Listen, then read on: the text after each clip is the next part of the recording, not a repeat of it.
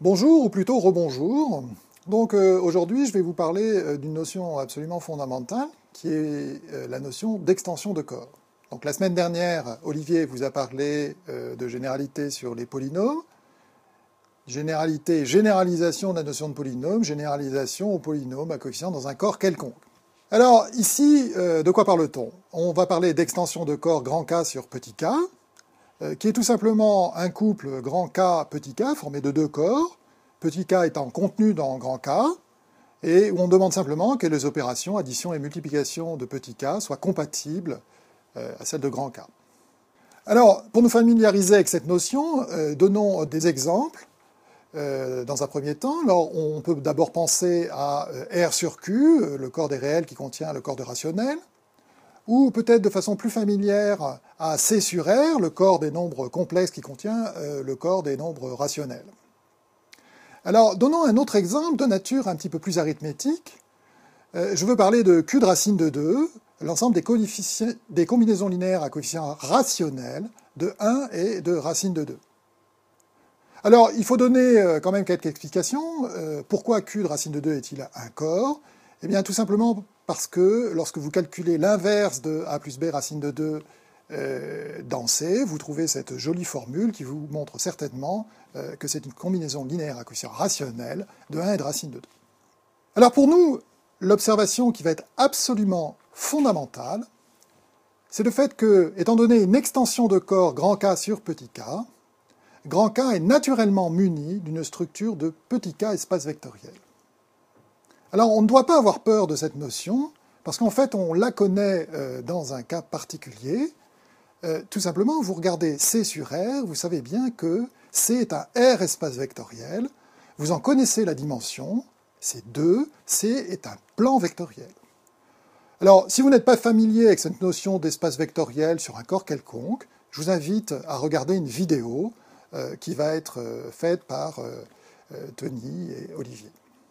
Alors, on va introduire maintenant une seconde notion qui va être très très utile pour nous, que je vais introduire dans un cas particulier, pour la comprendre dans un premier temps.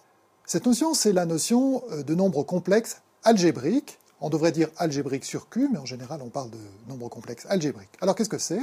Un nombre complexe est dit algébrique lorsqu'il est racine d'un polynôme non nul à coefficient rationnel. Alors, donnons quelques exemples. Alors, évidemment, tous les nombres rationnels lambda, disons, sont des nombres algébriques, et plus généralement, leurs racines énièmes complexes sont des nombres algébriques, tout simplement parce que elles sont racines du polynôme xn moins lambda, qui est bien un polynôme à coefficient rationnel. Alors, qu'est-ce qu'on en déduit? On en déduit par exemple que i, qui est la racine de moins 1, comme vous le savez, une racine de moins 1 en tout cas, ou exponentielle 2i pi sur n, exponentielle de 2i k pi sur n, où k est un entier, sont des nombres algébriques.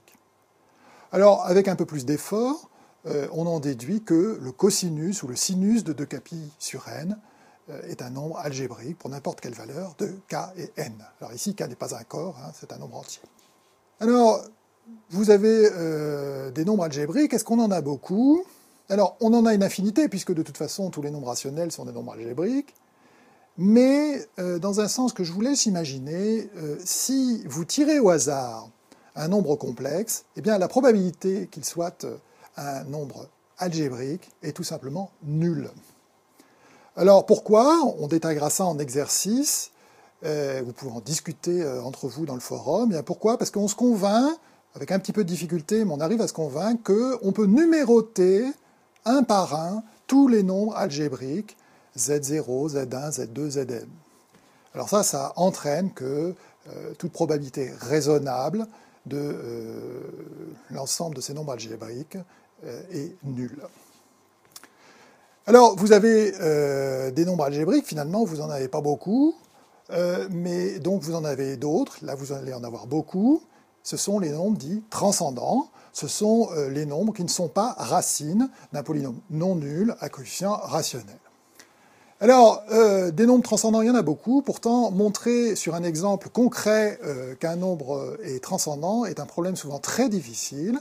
Je vous donne deux exemples célèbres qui ont donné beaucoup de fils à retordre et qui ont été résolus au XIXe siècle.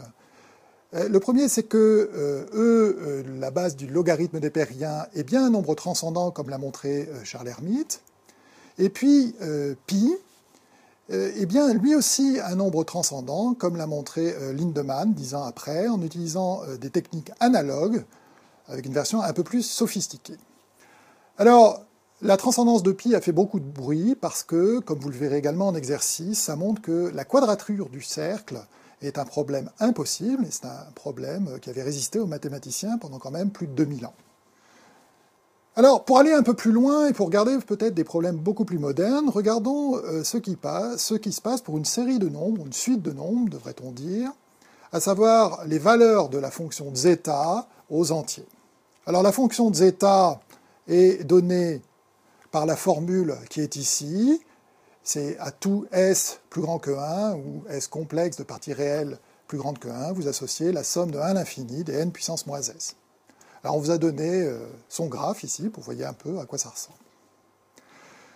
Alors quand vous calculez zeta de 2k, zeta d'un nombre pair, disons positif, vous trouvez que c'est un multiple rationnel de pi puissance 2k. Alors vous trouvez, c'est un bien grand mot, parce que c'est surtout Euler qui a trouvé ça, c'est un magnifique résultat, c'est très très belle mathématique.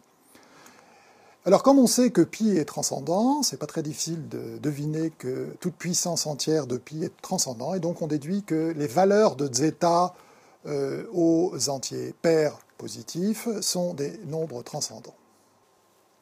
Alors qu'est-ce qui se passe aux valeurs impaires? Eh bien, aux valeurs impaires, on ne sait pas grand-chose finalement.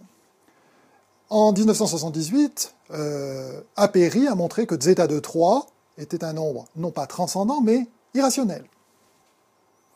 Puis, en 2000, Tanguy Rivoal a démontré, c'est un véritable tour de force, un très très beau morceau de mathématiques, que parmi toutes les valeurs de zeta aux entiers impairs positifs, il y en avait une infinité qui était irrationnelle, je n'ai pas dit transcendant.